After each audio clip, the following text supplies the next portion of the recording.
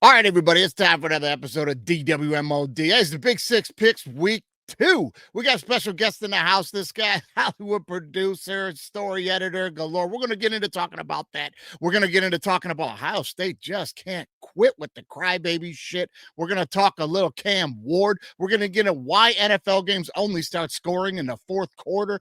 We got tons of stuff we're going on in the NFL. We're getting into all of it, man. Quick hits, knock it off. No way. Here we go. We cutting loose. Touchdown. College football is now B1G versus SEC. Down. Put. If you ain't listening to All Right Bet with me and Andy St. Clair, you're throwing away money. Ready? All Lions fans drinking that Kool-Aid. Super Bowl. Hey, disagree with me or don't. That's how it works. Oof, Andy, I tell you what, man, last week, Big Six Picks, you guys turned in. You know how it went, man. Oh, ugly week for everybody, including the guest picker, but we will get to that. But just a little facial reaction from you on how you think the weekend went for us all. Well, I got to say, if the Ravens win that game, right, then the week looks a little better. Like the Ravens should have won that game. Yeah. So we all were on the Ravens, I think. So, look, you're going to get some unlucky bounces. I will say, personally, I had a good week one all over the place. Oh, you had a great week one for All Right Bet, no doubt about it. I was speaking. So those games, the games in Big Six were not, a couple bounces here, a couple bounces there, but overall, I'm feeling so far so good. Yeah, it cleaned itself up for us on Saturday and Sunday, no doubt, man. That's why we pick the tough games for Big Six Pick, guys. It's tough. So when we have a winning record on that at the end of the year, tap your chest, brush your shoulders off, then you're looking good. All right, hey, this week we got the big game in the Big Six Picks. Is going to be Georgia and Tennessee, so that kind of ties us into where we're going. Who's on the show this week? You guys probably know him, friend of the show, multi-time guest. This guy's story editor, producer in Hollywood. He's worked on a lot of shows. You probably know. I read off the laundry list here. This guy does Celebrity Big Brother, Wizard of Oz, Disappearance of Natalie Holloway, which was crazy. Cal Fire, The Circle, we talked about last time he was on the show. He's done several documentaries that deal with cults. That stuff always fascinates me, Andy. I don't know if it does you, but like they did like the Scientology, the crazy Nexium thing and stuff. Those things were absolutely nuts to get into. His latest delve is into some documentaries and shows about history. One of them, World War II, where all the secret gold was stolen and went during World War II, is fascinating to me. We're going to talk about that specifically. But the latest show that he is on right now, he is working with the one and only Lawrence Fishburne on this one here. Mysteries are all around us. Each one an entrance into the unknown. They can confirm what we believe or question what's real. Create dreams of finding treasure or reveal our darkest urges. The entryway is right here. To gather the evidence, we just have to walk through. History's greatest mysteries. Guys, if betting on football were only that simple, the entryway is right here. Let's walk them right through. Miss Dunbar Dicks, guys. Welcome back to the show. It's got old Rocky Top in the background. I have to make a full confessional. They don't let me talk to Lawrence Fishburne. Right. Well, you didn't have to tell everybody that. No, it's probably a smart thing, though. It's probably for the best. You forgot the most important thing, Mikey, is I don't even know if you know this. Dunbar is expecting a second baby, January 1st. I did know that. Congratulations, buddy. Congrats on that. January 1st. I'm praying this is the first baby in Los Angeles. I'm like, I want this baby at 12 o'clock, 1 second in. I want that baby out. My wife, like both. And my wife is like, they give you like $20,000 if you're the first baby at the hospital. I'm like, is that real? Yes. No, it's always, I have always wanted to know someone who's done this, who's had a baby first and's gotten like a bunch of money, or you get like Huggies for a year or whatever bullshit they're running. Yeah. Oh, that's crazy, man. I didn't know they did that. I would love that. Listen, what I don't want to be is the second baby because, the deductible resets on the first. Right. The insurance deductible is reset. Right. You want to be the first. You want to be the first. Yeah, man. Well, shit. Let's keep a ticker going on that, man. We got to get that damn thing together, man. Free diapers for years probably worth more than 20 grand. I don't know. I don't know what it is, but it's got to be something. At least this is always my memory that you do get something. Yeah, Man. Listen, bring me in on the bowl game episode and we'll talk about it. Yeah, we'll talk about it, I hope. It seems like they should kick that up for inflation, though. You know what I mean? Like $1 million pots are now $1 billion pots. It seems like 20,000 should be like 250 grand right now. Listen, I couldn't leave the house. I couldn't leave the 7-Eleven I never buy a lottery ticket. This last 3 weeks, I've probably spent $50 on lottery tickets because $1 billion. Oh, for sure. The Powerball. Yeah. I mean, it was crazy. I was like, I went out Thursday, Friday, Saturday last week. I was just I bought a bunch of tickets. $20 at a time. I'm like, what am I doing? What am I doing? Andy, what minor league baseball team would you buy if you had won the $1.7 billion? I would buy the one in Springfield, Missouri, because that's where my parents live, and I would like force my dad to run the team, and he would be so fucking miserable. He would hate it.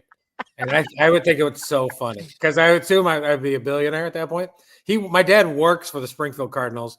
It's his in his late 70s job is he runs parking there, and sometimes he's an usher at the game.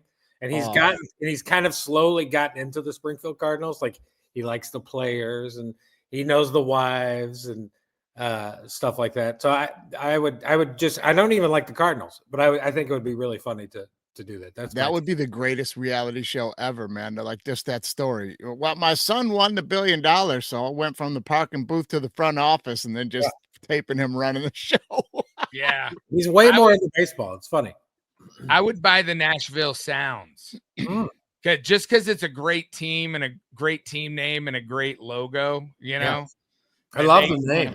Sounds. Yeah, awesome. They should. They're talking about Nashville getting a pro team.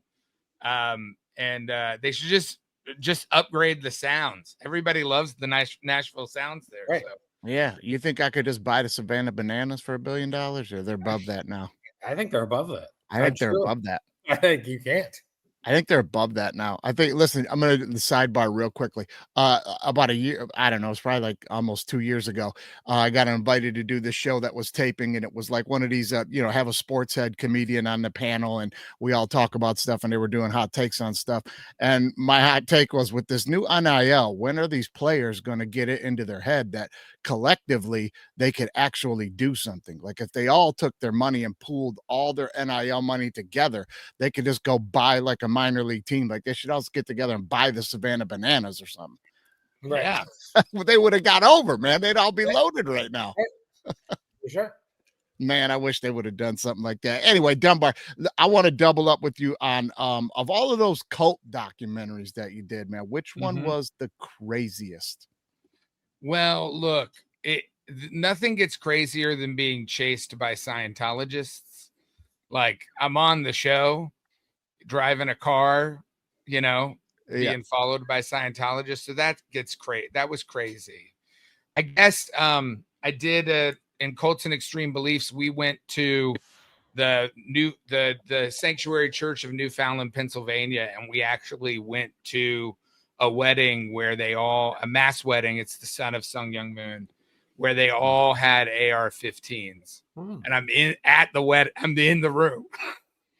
Jesus, man. There's all these people with AR-15s, and the wife of the church leader has a gold AR-15, and they're doing this mass wedding, and you see these AR-15s with like flowers in the barrel, and it's crazy. It's crazy.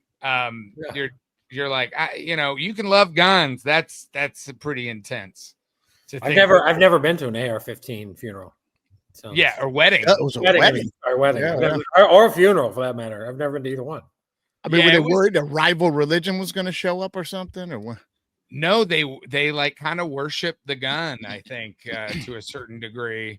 So this is Southern church then? No, they're in Pennsylvania. That's crazy. They're in Pennsylvania. I think they tried to move to Tennessee. My brother-in-law is an attorney general, and they tried to move to Tennessee, and I had a conversation with him about them, and he was like, yeah, they're moving here. And then they got like, they retreated back to Pennsylvania. Hmm. But they got a lot of people working for very cheap, working for a gun manufacturer there that they own. It's bonkers. That's probably the weirdest thing. Most of them are pretty tragic, But that's been the craziest experience I've ever had. Man, well, another couple years, maybe they'll bring you in to do a look back on this MAGA thing. Moving on. Let's get to. I gotta. Hey, what are you talking about? I love MAGA. I'm totally fine with it. It's fine. Yeah, Tennessee. We see by the background you may be, but anyway. I've always been extremely fascinated with this. Where did all the gold from World War II go? Like, there's so much missing gold and stolen gold from like World War II. Just watching some of that, I wanted to ask you ever see that movie Black Sea? No. Dude, it's a killer submarine movie with, I think, Orlando Bloom. Maybe no, not Orlando Bloom. Shoot, man, the other one, I can't think of his name now off the top of my head. Anyway, it's a true story about these guys that work for the submarine company, like modern day, and they find out where one of these old World War II boats went down in like some super deep ravine or whatever, and they're going to take like a privately owned submarine to go down there and try to get it, and the shit goes wild when they get down there. People double cross and trying to kill people underwater and shit, and they find this gold, and it's fucking crazy, man. The internet tells me, by the way, and Louis should say this, by the way, it's Jude Law. Jude Law. That's what I was saying with Jude Law. It's fantastic. Yeah, Jude Law is like an A+ Orlando Bloom, right? Yeah, no, I don't even know why I said Orlando Bloom, man. I was thinking Pirates or some shit. Yeah, it's okay. He looks like an elf. No, it's Jude Law, superior actor. No, but it's fantastic, man. And like some of the things from that show, I'm sure we're blowing your mind a little bit. Like there's just all this fucking lost gold. They don't even know where it's at. Well, I think you got like there's lost gold in Asia. The Japanese, looted a lot of places. I think they were trying to fund the war effort so dramatically. They stole so much stuff, but then also there's the added element of like, the Germans came in here and they stole $3 million worth of family treasure. There's that part too. But no, I mean, there's a famous story of the American Army finding this mine that was filled with just tons of gold bars, and it was like melted down jewelry and stuff that they had stolen. There's tragic part of that story is who they stole it from and why. Sure. It's pretty horrible, but they were definitely very covetous of riches and let's just say there was probably one gold bar in that mine for every set of shoes that were around some of those camps. Oh my God. Don't know where that money came from. But it was crazy. It was crazy. Yeah, the Nazis were not good, man. I don't know why they're in vogue again. They were not cool people. Yeah, what a hot take. I like it. Not cool. Nazis weren't cool. I don't know why they're cool. I literally just read this story about this van that they had like a roving gas chamber, and basically they just had a hose from the tailpipe and they shoved it in the van. And they were so into killing Jews. They had to make a mobile gas chamber. They were all about it.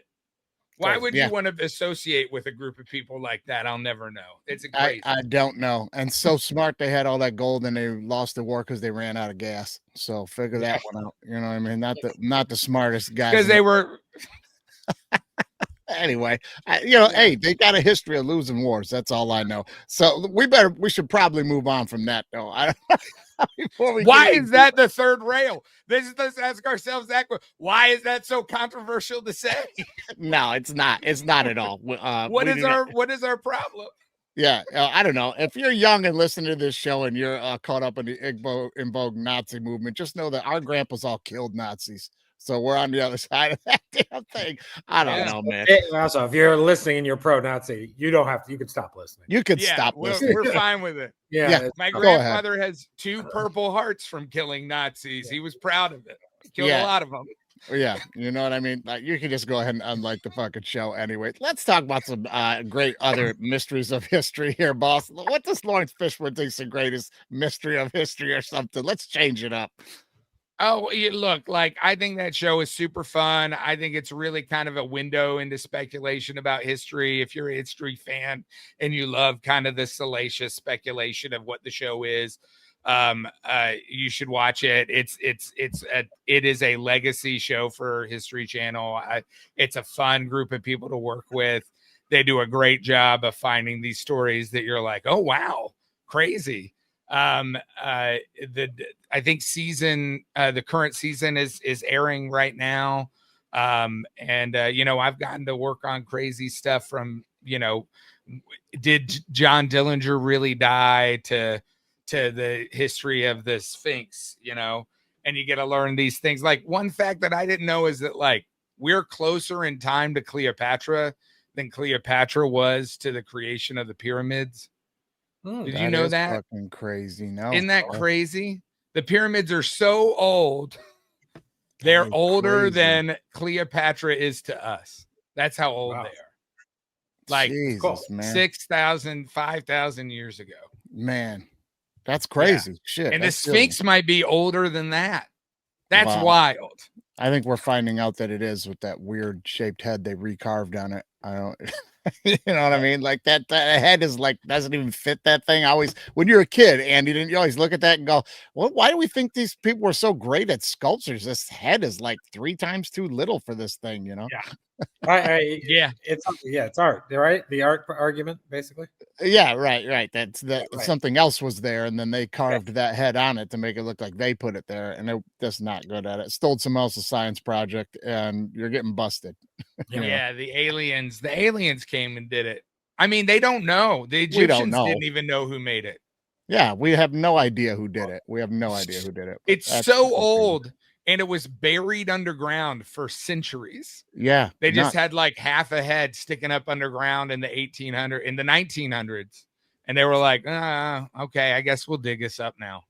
Man, if you ever get put on one where they're finally going to give up like some access to all those tunnels under there that no one's ever been in, and they won't let anybody in and shit. Like, I did that episode. Yeah, I did that. You went down in those? We didn't go down in them. Yeah, they don't let anybody in there, man. Yeah, there are people who've tried to go down in there, and there are people who've done like sonograms down, like have done like a Japanese crew in the 90s or 80s came down and did like all these ground tests and found all these chambers under there. They don't know what they are. They could be natural. They could not be. They could be filled with water. We don't know. Cats. It could be the hidden library of Atlantis. We don't know. Could be the afterlife they're talking about, man. It's just a bunch of cats down there. Who knows? I don't know. It could be a portal to an alien planet. I hope that's what it is. Yeah, we should find out. It's the fifth element, baby. Love. I mean, you're right. To connect it back, somebody fucking whisper this to old Trump. Trump will figure it out. Oh, there you go. Yeah, let's get Trump down there. Send him through. Well, they say no one's a greater tunnel investigator, finder outer guyer than Trump. You know, he'll tell you, I'm the greatest. I know it's in any tunnel. I know tunnels. Yeah, That's gonna be the greatest tunnel rat in Vietnam if it wasn't for the bone spurs. You know, he was gonna do all that shit, man. Yeah, you're right, Andy. Let's put him on it. Hey, get on that, Trump. Help us out and figure that one out. Just get something going there. All right. Anyway, Dunbar, the Tennessee super fan that you are.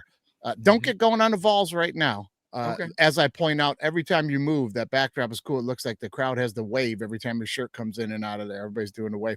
We'll get on the Vols later, but we are going to get into a little Titans here as we slip into quick hits. But before we get there, guys, you know what time it is. We got to hit the sponsors. We got to let you know what's going on. True Laundry Detergent is here, sponsoring Gordon Butterfield's What Just Happened. What just happened? What Just Happened is brought to you by True Laundry Detergent. It's a locally owned company, and these fellas live in the neighborhood. They're saving you money. That's 101 loads in one bag. They got laundry detergent and fabric softener. They've even got dry sheets for you. Got sensitive skin, they've got the free and clear. No fragrances, no dyes, no additives. Or if you don't like liquids, they've even got the detergent sheets.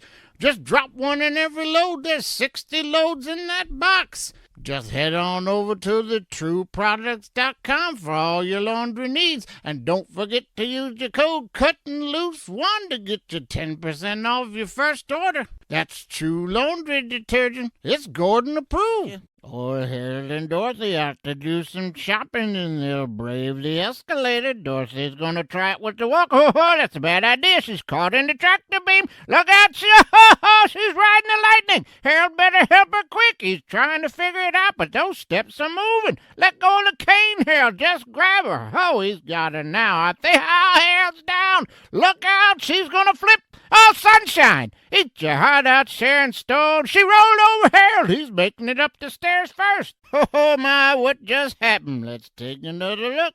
Old Dorothy's stuck on that rail and decides to do her best impersonation of Alphaba, and Harold can't figure out what to do. He's trying to react, but he won't put that walker down, and he's going to lose his footing on the steps right there and go down the up escalator. Oh, when she flips, he's going to turn her right over. That's a new meaning for flipping the old bird. I don't think the passerby helps by grabbing Dorothy's arm. She flipped her. Oh, it was unintentional, but she's trying to help now. Meanwhile, this poor fella's got no idea what he's walking into. He's just trying to get to work.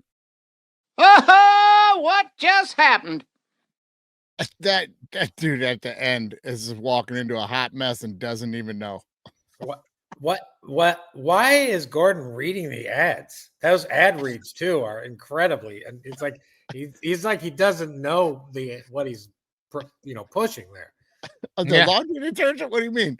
I'd seen he was just like, what the detergent? I was like, oh no, is Gordon okay? Like it was wild. And then I would say that lady who helps at the end, she doesn't help. She just basically puts her hands on the old guy.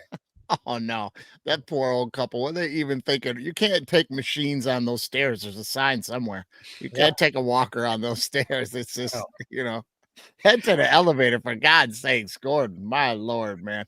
God, he's losing years off his life watching these people trash themselves every week. Yeah. Anyway, let's get to quick hits.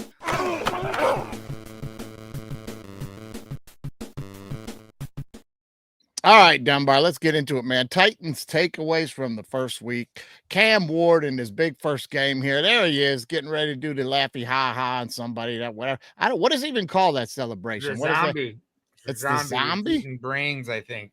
Is that or what it is? Do it like this. Yeah, he does it like, I think that's what it is. Oh, it looks like an old Little Rascals thing where they would do like, like this or something. I don't know. Yeah. Well, that's his thing. Anyway, man, what'd you think first game? I thought they looked pretty good against Denver. Look, I think the Tennessee's defense is underrated.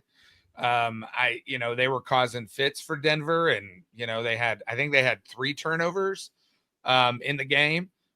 So they're in the positive column. They'll be, I think, a top 10 defense in the NFL. The question is really, the best thing for Cam Ward is to have great coaching, right? Like, is for the coaching staff to get itself figured out. And that's really what's coming out of Nashville right now is like, what was Brian Callahan thinking?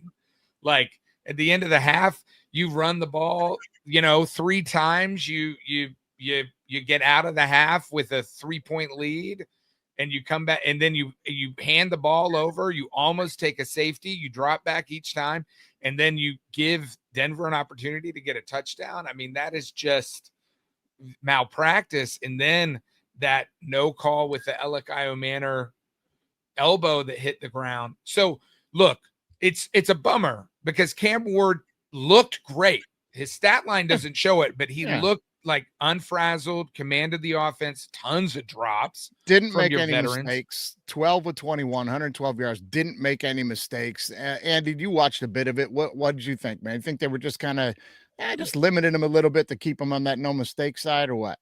I'm at pro Titans this year. I like the Titans a lot. I think they're good. I think they're legitimately good. They're not like 8-9 wins good. They're like 5-6 wins good. Mm-hmm. I think Cam Ward is good. I think he's going to be a good quarterback. I just think the problem is the coaching's terrible. Like, coach is not going to be the coach of the Titans when they're good in like 3 years. I think they're going to fire him in like 2.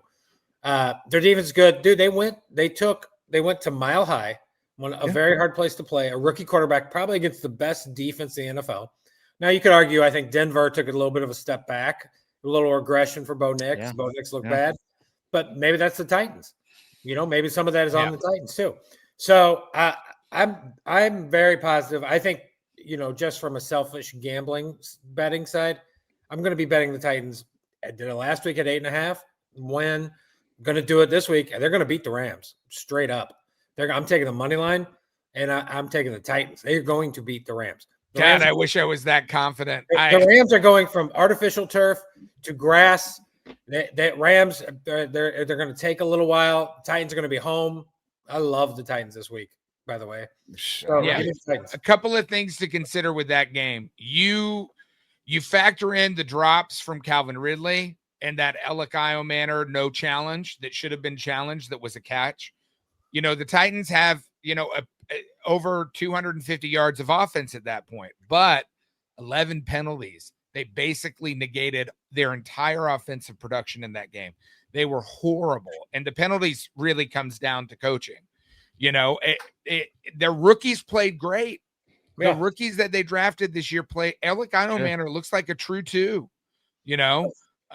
It's just a lot of the mistakes, really were a big bummer, and the offensive line still isn't fixed. It should have been 6-3 at half, and then it wasn't. And then once the Broncos led a half, then to me it was just a matter of time, Yeah, and old man Pollard getting a ton of the carries down the stretch don't help you. I mean, it ain't like he's getting stronger as the game's going on. I mean, no disrespect to him, but like you up that running back game a little bit, and maybe that O-line doesn't look as unworked out as you think. You know what I mean? I think that's a year or two away, right? Sure. They have Tajay Spears, who's not going to work, in my opinion. Like, no, he's not going to work. So, like, they're going to draft a running back. They'll draft probably another wide receiver here in the next couple of years. They'll get some linemen, and then they'll just kind of keep working the defense. I think that team's going to be really good in a couple of years. Like, it's going to take a little bit. When John Gruden's head coach. Oh boy. John Gruden come in and fix everything Cam Ward has accomplished. By the time he goes, I'm gonna fix this kid now. I got this kid. He's gonna fix him. Yeah. I don't want John Gruden. I don't think anybody does. I don't think anybody. He may still be canceled. He might luck out.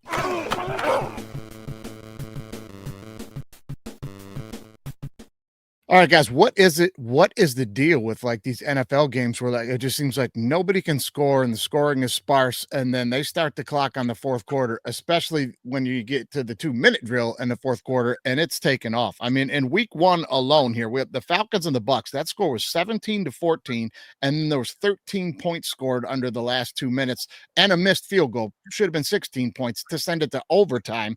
That was just in the last 2 minutes of that game. Steelers and Jets, 23 points in the fourth quarter to decide the damn thing. Ravens Bills, 28 points in the fourth quarter. We all watched that. I mean, and the Buffalo just comes back, scores a ton of points to win it down the stretch. And the Bears Vikings on Monday night, same damn thing. 28 points late in the fourth quarter when it looked like, this thing was going to click along. What's going on? Ravens defense killed me in both my fantasy leagues. But week 1 is a liar.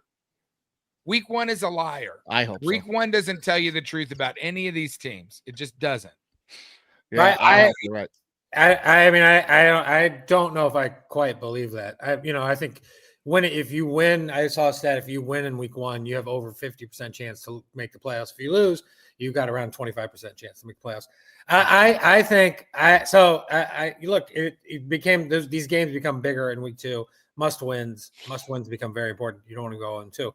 But I do think that the reason it's starting slow is because the preseason doesn't exist for most of these players anymore. Sure. So after the first 2 or 3 quarters, by the time we hit the fourth quarter, guys are slowly getting in the groove. Whether, imagine doing comedy, stand up or a show or whatever, and you haven't done it a while, you might be a little rusty those first 15 minutes, but those last 5, you might catch some heat. I think that's happening a lot in football, right? A lot.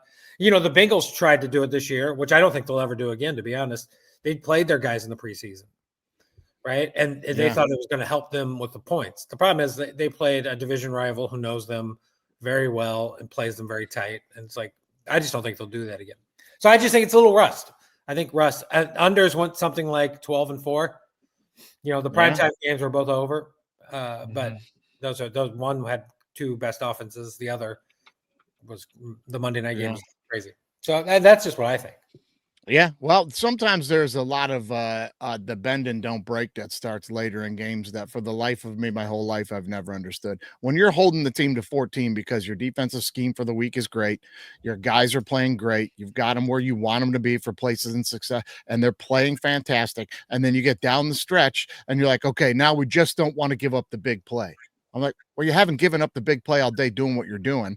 And they drop back into these deep shell zone covers, and you keep, we'll give them, and then you let them score. It drives me crazy. Just play defense. Yeah. Yeah. I think early, I always think in the first half unders were great, obviously week 1, but I just think teams are trying to figure out their offense a little bit in their playbook, and I just think to me, the wildest thing of week 1, if we're just talking about scoring, is that the lowest total points was the second highest scoring game. Like that Steelers Jets game. Yeah. It showed me a little bit about each team. Really. It showed me that the Steelers defensive backs are horrible. Right. Mm-hmm. And that's going to be a problem right now for the Steelers. It also kind of showed me, I have to admit, that the Detroit Lions assistant coach I was kind of down on was Aaron Glenn. And I got to say, I was a little impressed with Aaron Glenn. Sure. I thought he'll get that defense there, but I was more impressed with him than about any coach. Breece Hall looked awesome. Fields looked kind of competent. Yeah. I was just like, wow, good job by that guy. I don't understand why Breece Hall was not more like all the fantasy football stuff you watch and look at. I don't understand why the pundits weren't like, grab this guy right now. Glenn's going to hammer the football. This guy's going to get a ton of touches.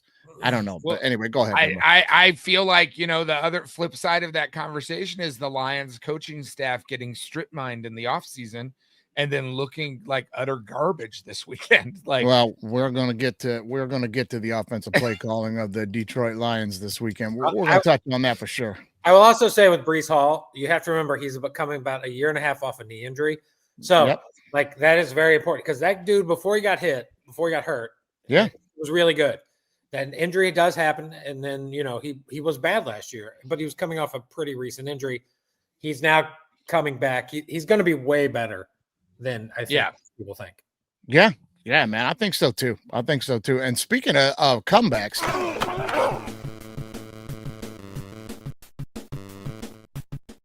quick congratulations to a guy we always talk about on this show, Andy, Daniel Indiana Jones, man. What a great week for him, man. And a game that everybody thought Miami was the upset pick special. Pick them. They're going to beat them. Colts are, we've said it, Andy, but I'm saying what other people said. But on this show, Andy and I, Dunbar, have been like, this is a good football team. They can run the ball. The defense is good. And if they can just get some consistency at the quarterback position, they're going to be a problem. And Daniel Jones looked like 2023 Daniel Jones, man. He looked good. I think I texted one of you guys during the game. I was like, if Daniel Jones is locked in, that's going to be a problem for everybody. Yeah, man. That he looked really good. Really good. Yeah. I think it's going to be one of those things with the Colts. What a great start to the schedule, right? They 2 games at home. Dimes can get a little, can get a little home loving, with the team. The good little matchups for him ultimately, except for, Denver's here this week. That's a tough one. Mm-hmm. But yeah, sure. They probably played the worst team in football, right, in the Dolphins. So team's a mess. It's a nice start for the Dimes, and they beat the Tar. They did, man. Good little kudos to him, man. Keep it moving, Indiana Jones. That's the coolest fucking nickname for a quarterback ever. All right, guys, let's jump into some stuff that's gonna get a little irritated about probably. No way. There's no way. No way. Guys, this you love it. That's the first time you've seen that, Dunbar. No, it is. No way. All right, listen. This Jalen Carter spitting thing. We're all going to be in agreement. Real stupid. Control yourself. I mean, you didn't even try to hide or conceal it. He busted, caught, bam. All we hear about on sports media, though, is the Jalen Carter spitting, and he spit on Dak, and he spit on Dak. You watched the video, right? I mean, you saw the video here. Prescott in the huddle walks out. Prescott in the huddle walks out between his offensive linemen, and Dak spits down towards the ground, but in the direction of the Eagles, with Carter, who had walked over there, and that begins the interaction of the two. Spit Prescott's at him spit and was after him. down. Carter was right face to face and onto his uniform jersey. Nobody's going to address that. We're just going to, because Jalen Carter already is kind of an idiot in the press, and he's one of these guys that's got problems, an attitude problem, and they've got him demonized, and he's a heel and all this shit. So that's the fun story. Dak, you saw the video. Dak walks up and spits at him and then starts laughing about it. But we're not going to address that at all, right? Nobody. You heard anybody talk about that? I mean, he didn't spit on him. Right. I think that's the big difference. You don't think he was trying to? I don't think he was trying to. I think if he wanted to hit him with spit, he would have hit him. Well, Do I think he was baiting him? Do I think that Dak was baiting Jalen? Probably. Possibly. It worked. Yeah. It's like I'm like, if Goff does this, you're gonna be like, if I'm just switching Dak for Goff. If Goff does this to Jalen Carter, you're just like, hey, he fucking fell for it, right? And like, my point is, Dak shouldn't have done it, but also Dak didn't spit on him. He got very close to spitting on him. Yes, he probably did it on purpose, but it's so hard to prove it. I think, generally in a court of law, why Jalen guilty is charged. I mean, it's that old adage. Look, taunting is like part of the game. It's part of the game. It's that old thing of like Peyton Manning used to memorize the names of the wives of the defensive line on the opposite team. And he'd be like, Shanisha Jones. That's fucking awesome. I would be like, what? Wait, what? It's taunting is part of the game. You got to control yourself. Yeah. And I think that's part of the problem of what happened here, you know. That's just my number one see red thing, man. I'm a pretty laid back dude. I don't really get excited about a lot of shit in an angry way. Spitting that's the way. I mean, if somebody spits at, that's it. So I could see where Jalen Carter was like, motherfucker, did you just spit at me? You know what I mean? He lost his cool, his fault. But I'm just saying, and I'm not saying either guy's right or wrong. I'm just saying all we're seeing on the news and the media and BSPN is Jalen Carter. I'm like, come on, man, Dak spit too. I mean, I don't know, man. I'm like, we're just going to talk about one guy. No way. There's no way. No way. That's not into it. Not into it. All right. Quick trivia question for you guys. Quick trivia. I want to ask both of you guys this because you guys should both probably know this. Oh, no. All right. Here we go. No. Which state in the United States borders the most other states? You gotta think about that one for a minute. One is Missouri. They're right there in the middle. What do we got in Missouri? Quite a few there. Not quite a few. I don't know. Part of me wants to say like one of the New England states, but because there's so many little ones. Yeah, so many small. I'm trying to think. I don't think Texas. What about Ohio? What about Tennessee or Kentucky? What about those bad boys? Fellas, I mean, Dunbar, you didn't even know this? Buddy, Tennessee. No. Buddy, I mean, no way. There's no way. No way. You even know that about your own state? I set you right up for. I was like, if he doesn't nail good, Louis. I didn't know that. Louis nailed it. He goes, watch. He won't even pick up on it, man. He got you. You didn't even pick up on it. That's 2 weeks in a row. You burned the guest, Louis. Nice work. Nice work, man. Burned Garrett last week. Hey, let's get a Tennessee book this weekend and find out some things about Tennessee. Now, I'm hoping you could tell me a little bit about this. What is a slug burger, Dunbar? What's a slug burger? I have no idea. You don't know what a slug burger is? This is the official state food of Tennessee. I have never heard of a slug burger in my entire life. Bro, it's the state food. It's right. This burger right here. This is a burger that is famously known to Tennessee, and I'll give you a description of this thing. This is a burger that contains either potato flakes or soybean or grits or something along that line to make a filler so that the meat will go farther. They mix it with all these other like things like that, and then they deep fry it, and they serve it on a bun with like a vinegar, mustard, and pickles. I've never heard. My family is about as redneck Tennessee as it gets, and I have never heard of anything like that in my life. Yeah, never heard of this. I mean, it sounds I mean, it sounds like something they made that was very cheap. Yeah. Yeah. I have never heard of it. That's crazy. It says it's I from would eat one. Mississippi. I would eat one. Would you eat one? Sure. I mean, we did country fried steaks, sandwiches growing up. Yeah. Hey, guys, we already got on the Nazi thing. We asked Trump to get involved in the Sphinx. We're not bringing up Cracker Barrel. All right. Okay. Don't country fried steaks. I don't want to get Baby into Cracker Barrel. for old people. You don't need teeth to eat it. That's my take. Oh, okay. All right. Well, hey, I'd probably eat 2 of these things. You didn't even know what a slug burger was, man. No way. There's no way. No way. I don't know. I don't know, Dunbar. We might have to pull your Tennessee card, man. I don't know. Sure. I guess. I don't know. Sure. I just gave it up. Well, that's not the volunteer way. Just went to every Tennessee Vols home game as a kid until I was 13. Oh, well, then you get to keep it. I think you have you get to keep it then. You got a lot of points built up. You got a lot of points built up on that, man. All right, let's get into this next segment so I can talk a little Lions, guys. All right, everyone, time to do me a favor and knock it off. Okay, let's talk about that play calling from the offensive coordinator for the Detroit Lions. Now, I'm not a guy that's a Monday morning quarterback coach on the couch that sits there on like every first and second down and thinks he knows a better play to run after you saw one didn't work. That's not my thing. My thing is the game plan. The run designs, the pass designs that we had in this game averaged 2 yards a run. Now you could try to put that on the new interior line all you want, and there are some issues there. There are definitely some issues there, but a lot of that has to do with scheme, man. A lot has to do with scheme when you've got a line as good as our line was. The veterans on that line, Sewell on that line. You can't find a way to get somebody going behind Sewell on the other side of the ball. You're going to blame the interior on the stretch runs. No, we just didn't see them. 2-yard runs. And then I'm sure you guys saw this stat. They're beating it up on TV, but it's a real stat here. Jahmyr Gibbs, 10 catches for 31 yards. 10 catches for 31 yards. And everybody wants to pound on, well, yak, you got to get the yak. You got to have a play design where a guy's not catching the ball 10 times 4 yards behind the line of scrimmage. That's on the play caller. Like, it was bad. Andy, you watched that game thoroughly. It was bad. Yeah, I think it starts on the line.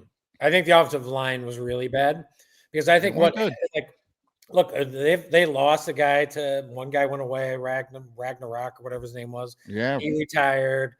Look, the line is bad because then what happens, in my opinion, and please, Jeff, fucking check me on this, is it makes Goff become a drop back passer. And guess what? You don't want that. You want Goff to run play action. Goff, that's where Goff is living, right? When Goff became a drop back passer, like that, then it's trouble. They got to establish a run. If you're a Lions fan, like, I don't think the sky is falling for the Lions, but I do think they have to establish a run. The line plays got to get better. Then Goff will be better. I think you're also the other argument I could make, I think, is that this is going to be the first year Goff is not going to have McVay or Ben Johnson. And Goff has been blessed with really awesome quarterback coaches. He may now be being thrown back into the pond where everybody else is at his talent level that have just fine quarterback coaches, right? So he's gone from top of the mountain quarterback coaches. Now he's in the pond with regular quarterback coaches. And maybe that could hurt him more. That would be my Lions quick takes. I mean, I watched the highlights. I didn't watch the game, so I'm probably misinformed. But, like, how many times did they try to do play action on first down in that game at all? Like, if you're not able to move the ball on the ground, you have to change up the play calling to a degree. And take it from somebody who has followed run first offenses like forever. Like, you have to be able to change it up. And if you can't get people to bite on the run on play action on first down, you're cooked. You're cooked. You have to set them. You have to get the defense off balance in some way.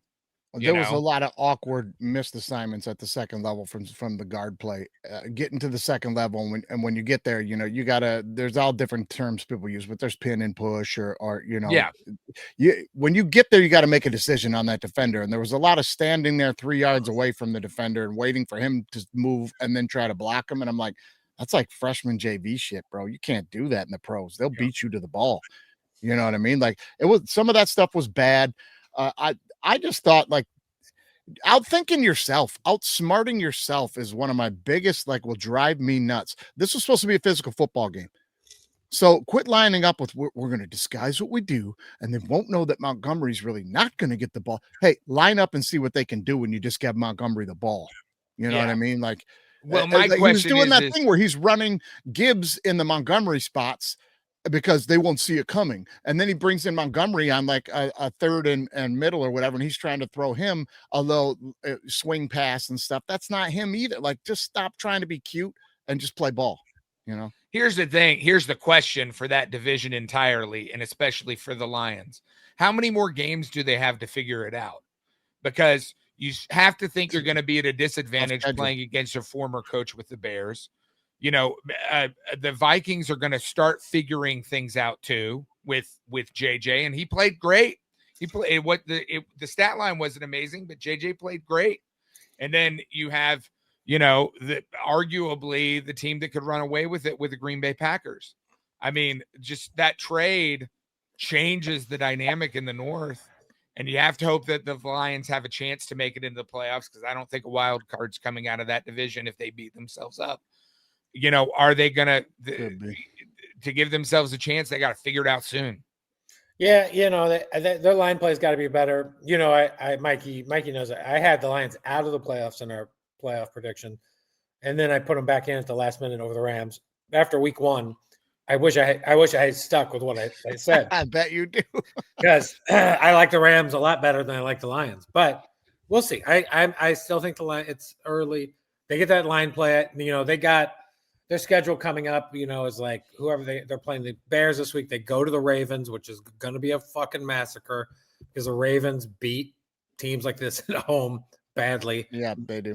And then they're like they have the Browns coming.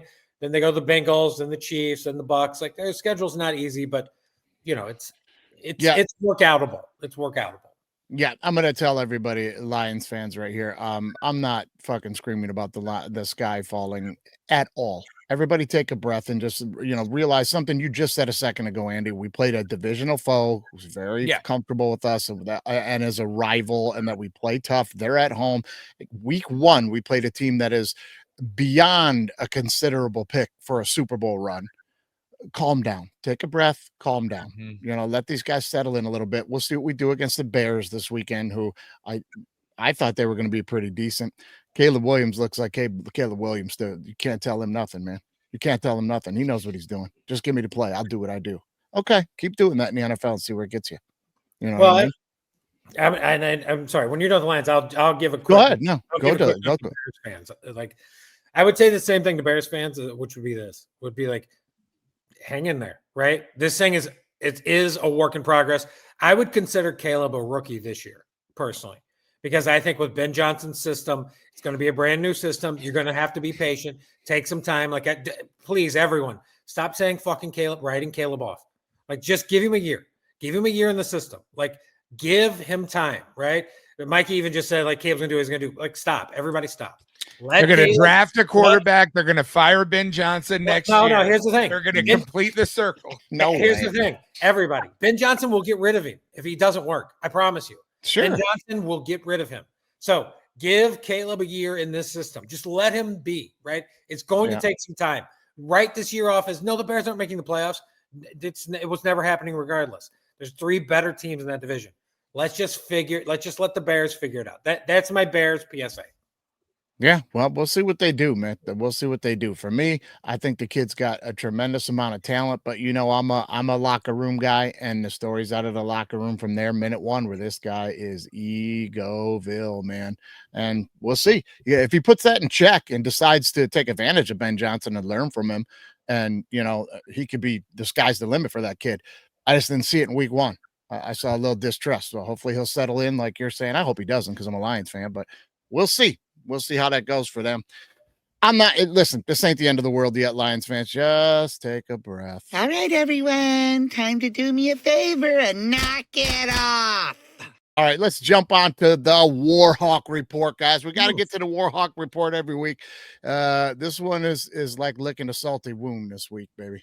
Warhawks, not that great a showing for us in Tuscaloosa, but I will say this. Caleb DeBoer and the Alabama Crimson Tide were not very good hosts. They were quite rude, a little bit nasty, running the score up that way. I thought was well undeserved. Now, listen, I'm going to tell you this. Having witnessed 86-6 beating at the hands of the Florida Gators in the swamp against Central Michigan when the Gators went on to win the national title that year, I can tell you that was a game where when they put in their third string, I mean, it just didn't matter. They were just that much better. They just kept running the score up on us. They weren't trying to, you know what I mean? This game, buddy, in the second half, you're up 50 points and you're going for 4th and 3s from your own 30. Like the field goal kicker don't need no work. You're going for 4th and 3. You're up 50. Listen, Caleb DeBoer, this message is directly for you. You getting fired or not only had to do with if you won or lost that game. Winning 100-0 was not going to be any different than winning 50-0. You didn't need to win 80-0 to save your job. You're not fooling anybody by running the score up on that team. That's a dickhead move. Am I wrong? Fourth quarter doing that, third quarter doing it. Different time. He needs the score. Personally, he needs to score for BCS or for the playoff. He cannot beat ULM 45-0. He could have in the olden days, but he can't now. Because it's going to come down to them looking at the schedule at the end of the year. Bama's going to always get a little more of a push. That's what's going to happen. These teams that are going to play the big power schools are going to get their fucking doors blown off. And I mean, I think I said it last week. I was like, ULM's in a bad spot, and they're going to get for sure. But they're going to get. They're not going to stop putting on the points, and I think it's going to happen to every. I don't know. You see other major teams doing that. You see Georgia do it all the time. You see these other schools. Look at like 45, 50 points is enough. Nobody's sitting in that committee room at the end of the year and going, "Hey, it's between Bama and somebody else. They only beat ULM 52-0, but it matters. 73, they're in. It matters. I mean, I don't. USC beat Missouri State 73-13. That's USC does that though. Lincoln Riley does that. So does Alabama. What are you talking about? I guess they do now. Like so does Georgia. If Georgia would run up teams, the difference is Georgia spends their time like working out plays. Tennessee, you tell me Tennessee doesn't fucking run it up on teams? 72-10. Listen, yeah, they do. Nobody knows. The part of the problem is that the new enhanced metrics that they're doing this season, very opaque. None of these coaches know or understand how that is going to impact the college football playoff, right? Like this is our first time doing this. So we don't know if it's going to make a difference or not. So I do think some of these coaches, good or bad, are running up the scores. They're not playing their second, third string players. That's the thing. If it gets run up because your backups are that much better, there's nothing you can do about that. When you're still rocking your fucking 1s and 2s and you're up by that much and you're going for it on 4th down and shit, I'm sorry, dude. That's a dickhead move. You could have put the 2s in and still scored. You probably could have put the 3s in and maybe got a score. And you know who you put in danger when you're doing that? Your players. And here's what happened. I don't know if you guys caught a little bit of this, but it was all over the internet and made the McAfee show. Here's what happened. Question. That's right. Another punt for Mackenzie Ryan. Cole Adams stands at his 42. If you guys caught a little bit of this. All right, punt team down there in coverage. 48 making a break on him. Here comes the punter. Lights out. Waylaid. Wow. Mackenzie Ryan take a bow. Beautiful. It was beautiful. Yeah. Okay, run it up and then cry about that kind of stuff. You know? Smash hit by Mr. Punter Mackenzie Ryan. I love it. I guess I'm not going to be able to make fun of punters on the show. He thinks he's going to break it. No. Check him out. I loved it. I loved it, man. Vince McMahon would be proud.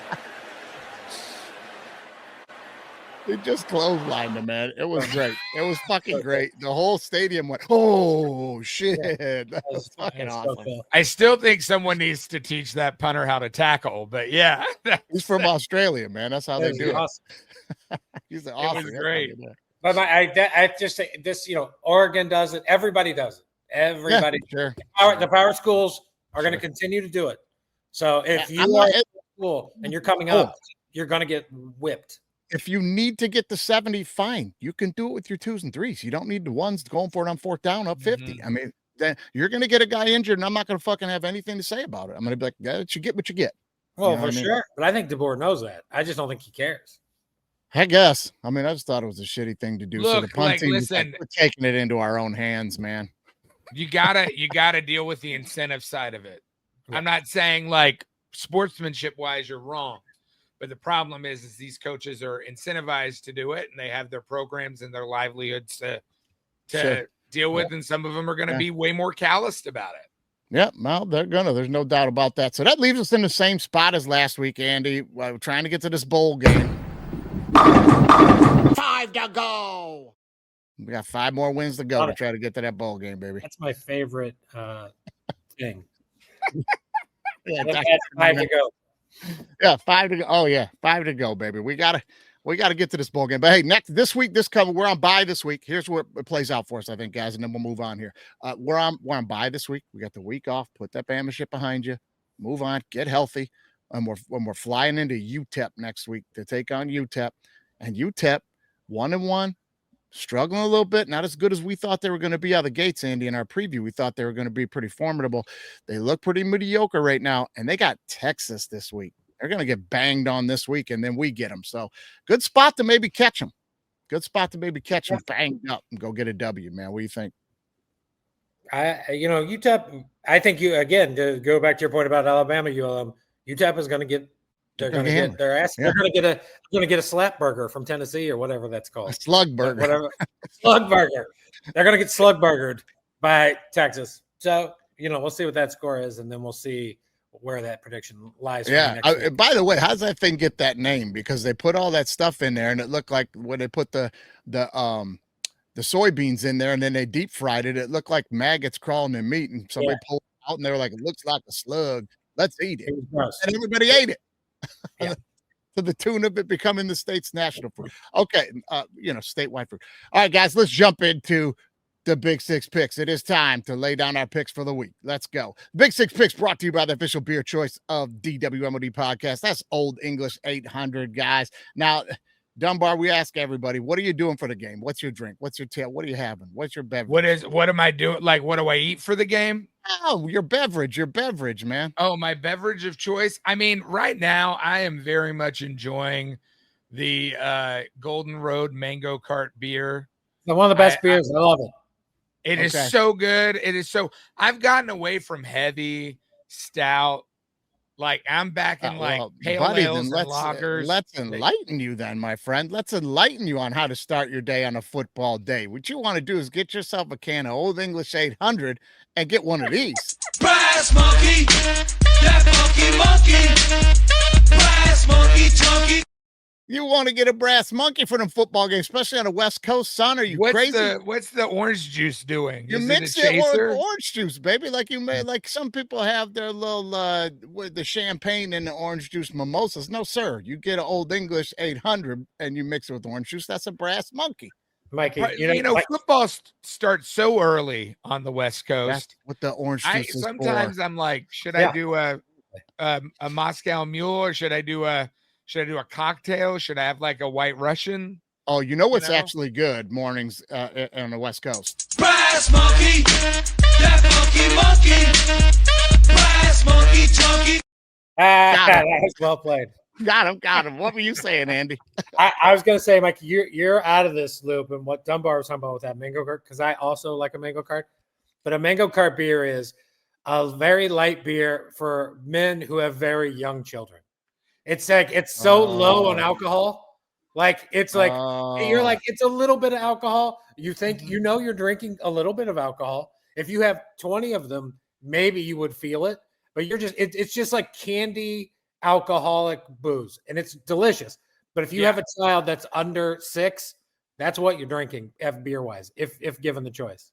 Yeah. Okay. All right. Well, and it's ice cold. It is crisp. It satisfies that thing, Okay. Well, hey, man. That was like the world's greatest clue that Dunbar has young kids. Like, he was like, I love mango cart. I'm like, yeah, because you got a fucking 4-year-old, dude. I get it. Like, no doubt. It's also the best. It's the My best kids are a beer little bit older, man. 7-Eleven down the street. My Sorry. youngest is in that punt video back there. So like back when he was 6 years old, the choice you had to make was we better just go with the Miller Lights today. Yeah, We better just go with the Miller Lights. it's a candified Miller Lite. It's a candified Miller Lite. All right, man. Well, let's get to it. It's Big Six picks, guys. Number one pick on the docket. Now, Dunbar, we're going to jump right into the college games here, and we'll let you finish off with the Tennessee. So let's jump into this first game here.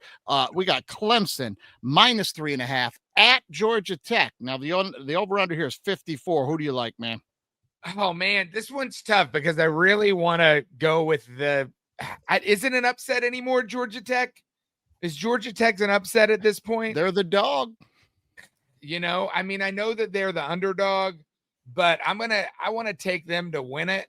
I'm going to take them to win it. I'm changing my mind. I like that quarterback.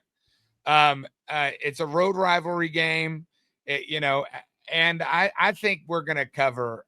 I think they're going to cover, and I think it'll be the over. Okay, Georgia Tech and the over. Andy, where are you sitting on this one? Tough one, I'm on the over. There's just no doubt the over's coming. Yeah. It's hard because Georgia Tech is a team I like a lot, as just generally maybe as a long shot to win the ACC. The one thing holding me back is we just saw Clemson struggle with Troy. Right, they struggled. Troy maybe not that bad, but they struggled in the first half and they pulled it out. So I kind of want to expect Clemson to come out and lay the smackdown a little bit here on Georgia Tech, but I don't think it's going to happen. I think Georgia Tech's going to hang in. If that thing got to 3, I'd probably swing over to Clemson, but it's at 3.5. So for this contest, I'm going to take Georgia Tech and I'm going to take the over. I'm going to take Georgia Tech in the over. Okay. I'm going to rely on some of the things I said in our college preview for this one here, Andy, if you remember. I had Georgia Tech to win the ACC. I got Haynes King as a dark horse for the Heisman. I'm big on Georgia Tech this year, but if you remember, the one thing I said Georgia Tech really has going for them this year is their ACC schedule. They play Clemson early, and then they have nobody down the stretch until the end of the season. So with Haynes King being pretty banged up right now, they're going to play him, and he's going to play the way he plays. But I got a feeling if later in this game, this thing starts to get like Clemson's up a score or two and he's really banged up or so, they kind of realize they need Haynes King down the stretch more than they need this game. I said it then. They can lose this game and still wind up right in the ACC championship game.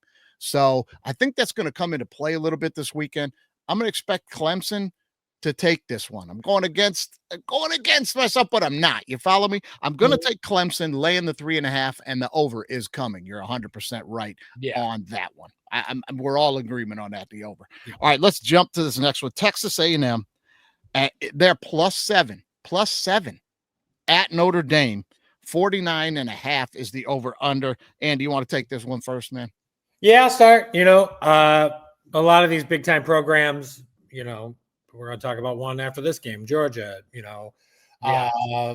Notre Dame. A lot of them have these new quarterbacks that, we don't know anything about ultimately. I just don't we know one game's worth of detail, right? Like compared to someone like Nussmeier or the Clemson quarterback or, so Haynes King, for example. Look, to me, this is an absolute must win for Notre Dame. Right, their schedule. Sure. They go 10-2. They will be in the playoff. To me, there's too much money. They're too famous. They will not miss a 10-2. They lose this game, they go to 0-2. Right, and they got to go to USC, who I think is very good. I think I had USC in the playoffs. So they need to win to have a little bit of wiggle room for that game, and also the Notre Dame coach loves dropping one game a year to some shitty little team. It just Freeman marks it off every year. Last year was Northern Illinois. Yeah, it'll be like Navy or somebody horrible. Having said all that, I'm taking the over, and I'm taking Texas A&M. Notre Dame may still win, but I like Elko. I would ride with that A&M coach all day. I like him more than I like Marcus Freeman. I think he understands his team a little more than Notre Dame understands their team. Marcel Reed, a quarterback for an A&M, was there. I think he will be ready. I do think Notre Dame, let's say they win by 3. Spread-wise, I would take A&M. I would also take A&M on the money line just because I'm playing it that way, and I'd take the over. Yeah, I'm going to jump in and just say I've got the exact same pick. It's too many points. It's too many points. And the way Notre Dame's built to play football, especially against other Power Fours who are good and ranked teams, they want to grind it down. They want to slow it down. They want to muscle you up, wear you down. Like they want to do what they did to Miami, which opened the door for them to make a run to win that game at the end of the game. They're not going to change their style of play, is my point. So if A&M gets up on them, they're going to play like they played Miami, same concept, and it'll be in our favor when you're gassed. And 7's too many. I'm with you, Andy. I'm on A&M, and I think the over's coming in this thing for sure. What about you, Dunbar? I agree 100%. Honestly, I want to be the pick Notre Dame to beat the 7 points, but I just don't think. I think it's too much. I think it's going to be a grind out game, and I'm also taking the under. Like I just don't think. I just don't trust Notre Dame's offense in general right now. Like I just don't trust them. Yeah, they clicked a little bit at the end of that Miami game. Carr started coming around, but no, you're right. They're not going to change their offense. Dunbar's on the under. Oh yeah, I don't think it's going to be. I'm on the under. I don't. Think I didn't catch that, over. Andy. Good on you, Louis. Yeah. For fuck's sake, man. What are you getting my ear on that, man? God, you were having a good show until that. All right, we'll talk about it later. All right, let's get to UGA and Tennessee. Now, this is the one, Dunbar. We're going to let you bring it home because you're going to tell us all about the vowels. I'll jump in first here. It's dogs all day, man. It's dogs all day until it's not. Tennessee's got to show me that they can play one of these games and win one of these games before I'm taking them to win one of these games. And no, I'm not counting Alabama last year. Is that what they beat Bama last year, didn't they? Or am I mixing that up? They've been Bama several times. They beat Bama several times in the last 6 years. I simmer down. I have to open the door. That's on me. Hold on now. Hold on. Put the collar back on. Put him back in the cage for a minute. All right. Listen, I'm going to go Georgia.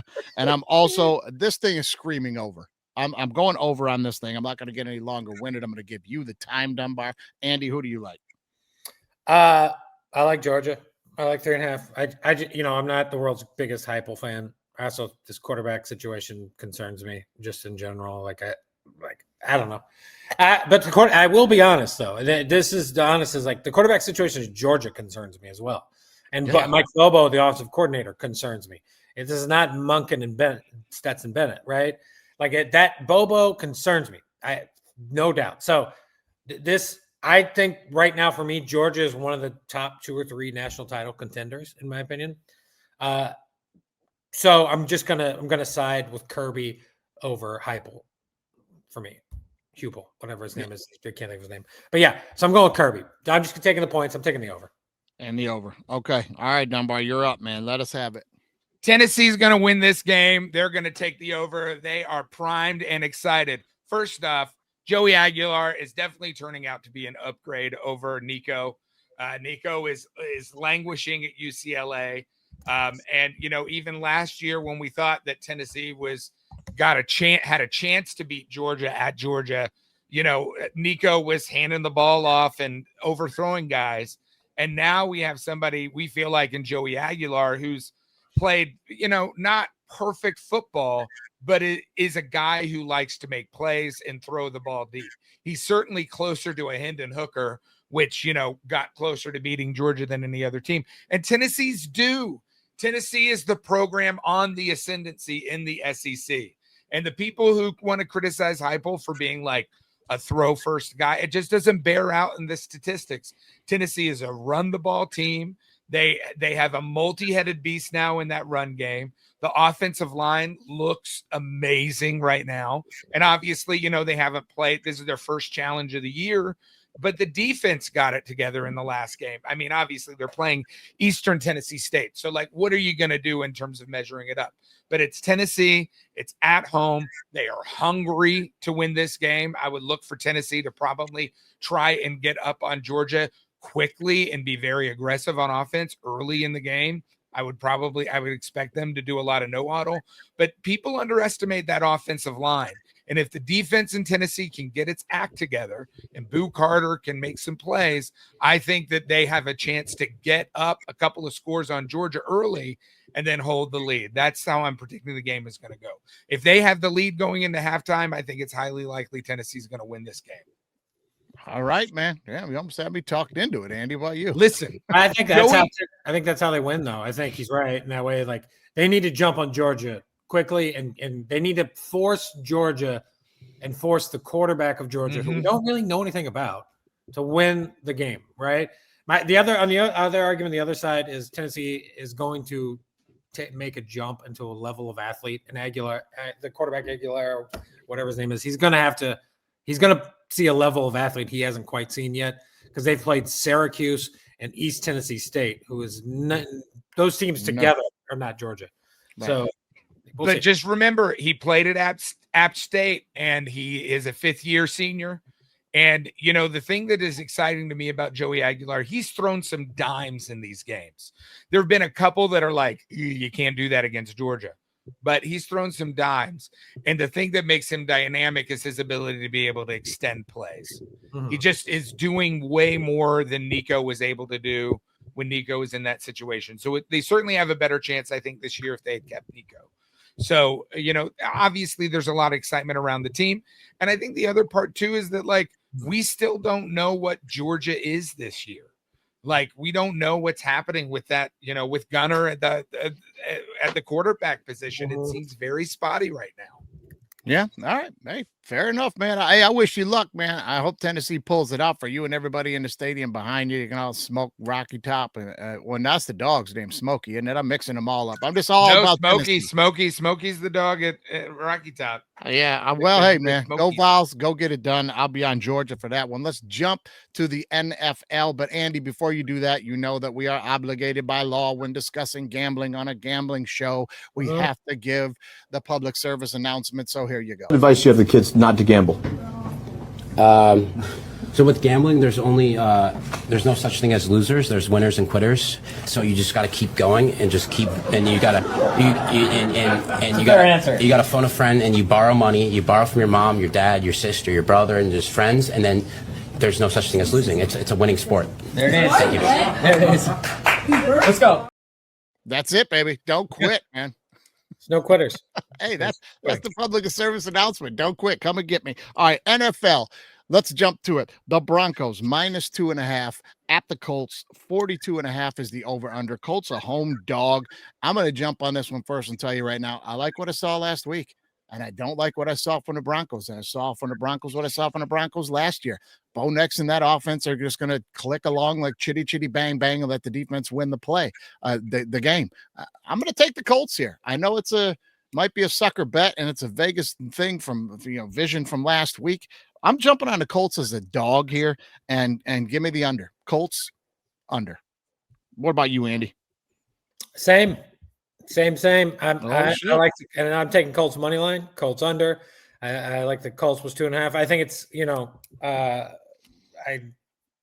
I don't think the Colts are going to win the AFC South, but I said this earlier in the pod just a minute ago. Like the schedule is just a nice little setup for these two teams. So I'm gambling here a little bit. Also, I love the tease leg of the Colts. Oh, buddy, gotta love the tease leg of the Colts, no doubt. Dunbar, where you think, man? This is actually the hardest game for me to pick this year because I don't want to be a homer and go against the Colts, but I just don't trust week one. And the Broncos are still the best defense in football, right? So it's our first real test of Daniel Jones.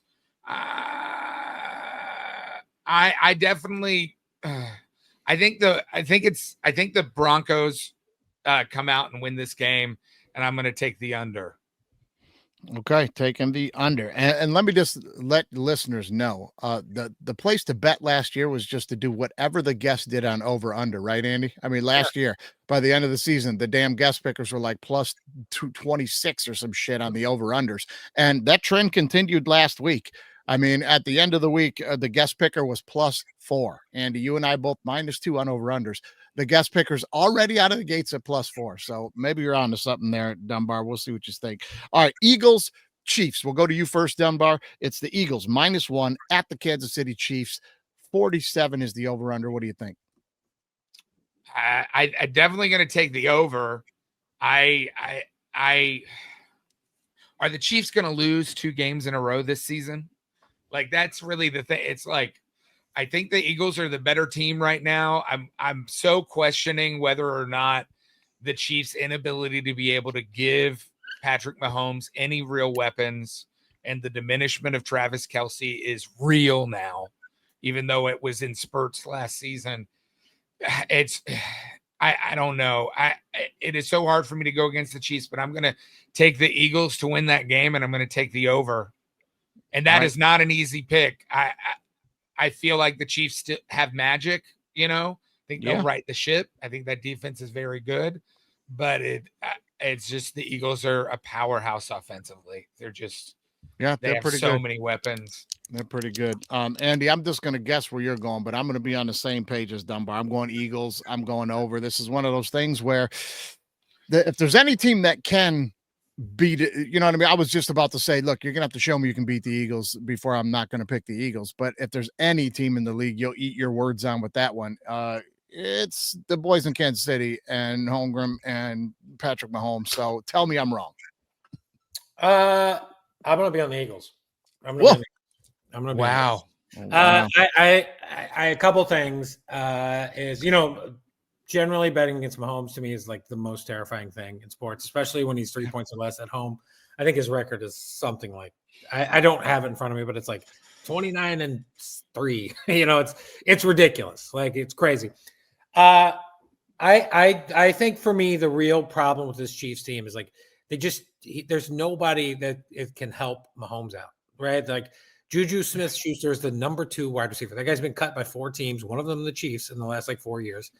Hollywood Brown, who's fast and good, but it's not like he's a game changer. They got Thornton at the other wide receiver. They got Kelce, who's old, and Kelce freely admits that he slows it down a little bit in the regular season. Now he may have to ramp it up, but his age he's not 27. He's not. It's just harder at his age to ramp it up. The defense is still good. I think betting against Mahomes is scary. I'm kind of tired, to be honest, of all the, Mahomes, Allen, Lamar stuff, because everybody's like, Lamar and Josh are the best 2 quarterbacks and blah, blah, blah.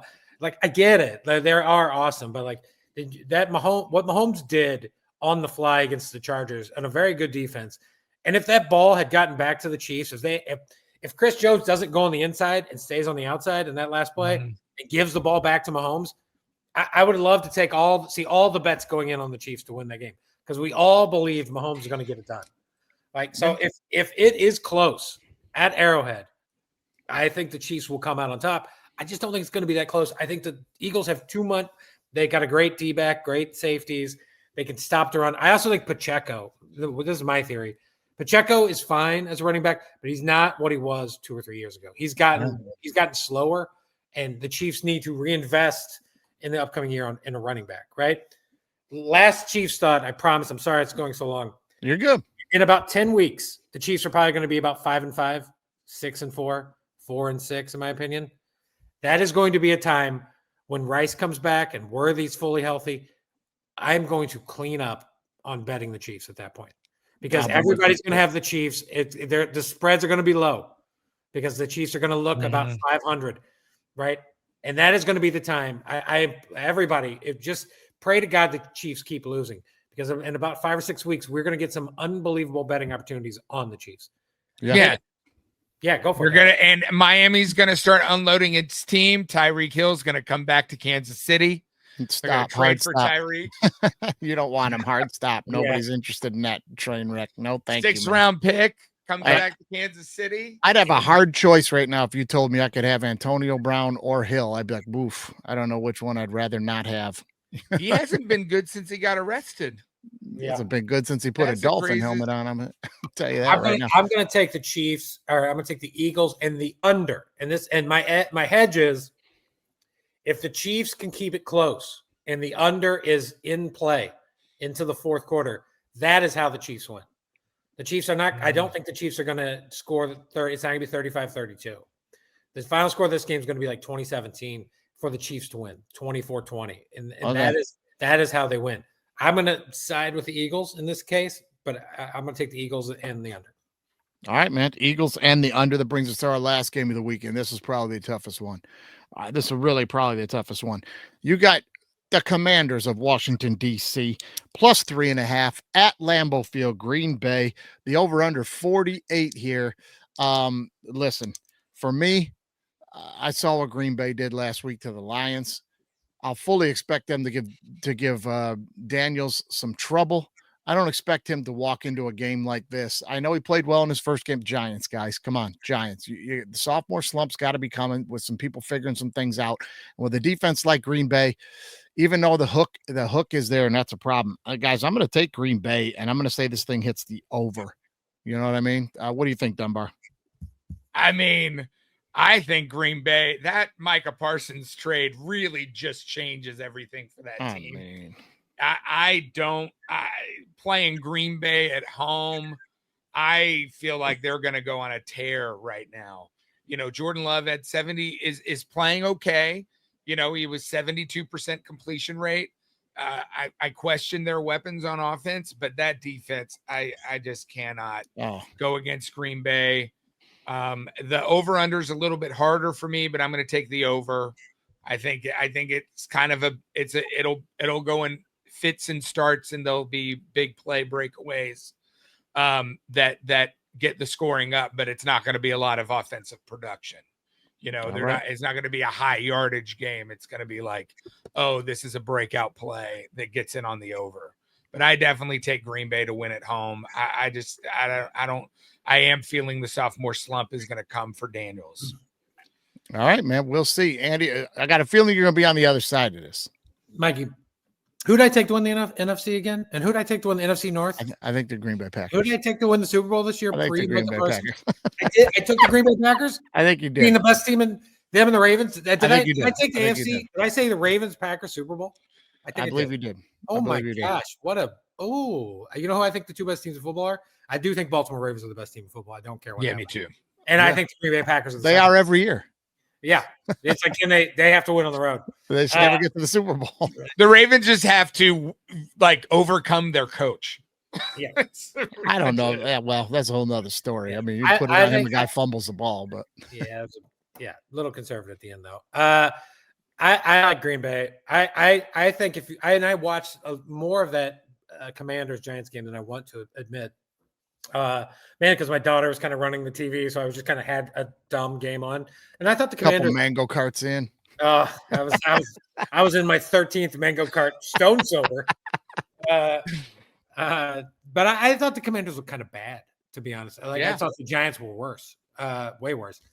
So look, I love a dog, but I don't love this dog. What I'm doing is I would probably either pray to God that line gets to 3, the public money comes in on Washington, or just by half point, get the Packers 3, or just take the Packers money line. Just take the Packers money line and parlay that with a couple games that you think are going to win. Like I would parlay it with the Cowboys. I would parlay it with so-and-so, the Eagles, whatever. It doesn't matter.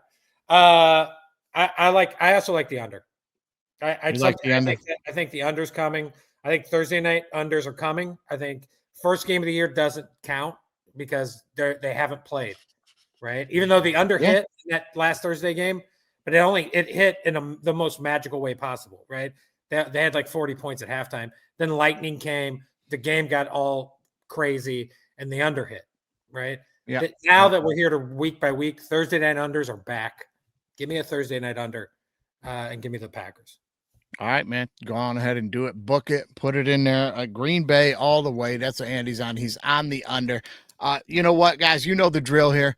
That's Big Six Picks. Those are the top 6 games of the week here. Dunbar, thanks for coming through, doing the show as always. Love it. Awesome to have you. And you guys know the drill. Andy and I are heading over to Hook Up All Right Bet, and we're going to line you up with some winners that we lined you up with. Goddamn 35 winners last week on the show.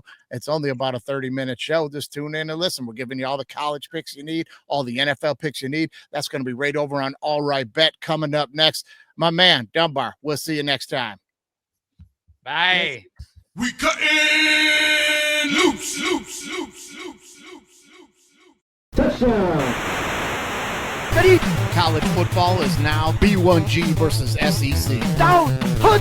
If you ain't listening to All Right Bet with me and Andy St. Clair, you're throwing away money. Ready? Oh, Lions fans drinking that Kool-Aid. Super Bowl. Hey, disagree with me or don't. That's how it works. Boy, you didn't have to cut Dunbar out like that. We could have had a little word with him right now or something, man. All right, man. Get on over to All Right Bet.